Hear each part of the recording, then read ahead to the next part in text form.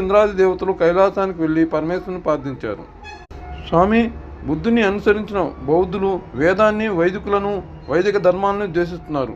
నాస్తికత్వం ప్రబలకుండా వైదిక మతాన్ని పునఃస్థాపితం అయ్యేటట్లుగా అనుగ్రహింపని కోరగా, పరమేశ్వరుడు వారితో భయపడకుండు, నేను స్వయంగా భూలోకంలో అవతరిస్తాను, వ్యాసమహర్షి రచించబడ్డ బ్రహ్మసూత్రాలకు భాష్యం రాస్తాను, అద్వైత సిద్ధాంత స్థాపన చేస్తానని చెప్పి కుమారస్వామి కుమారీల భట్టుగా, సాక్షాత్తు బ్రహ్మదేవుని మానవ మిశ్రునిగా, సరస్వతీదేవిని ఉభయభారతీదేవిగా, దేవేంద్రుని సుధన్మ మహారాజుగా మరియు వాయుదేవుని అంశతో తోటకాచారిగా భూలోకంలో అవతరించమని చెప్పి విష్ణుమూర్తిని వారి అంశతో సనందునిగా జన్మించమని ప్రార్థించి తను ఆర్యాంబ శివగురులకు శంకరుడు అన్న పేరుతో జన్మించాడు.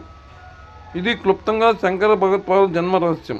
శంకర భగవత్పాదులు భూమి మీద జన్మించి అద్వైత సిద్ధాంత స్థాపన చేశాడు. హాయ్ ఫ్రెండ్స్, నచ్చినట్లయితే లైక్ చేయండి, సబ్స్క్రైబ్ చేయండి.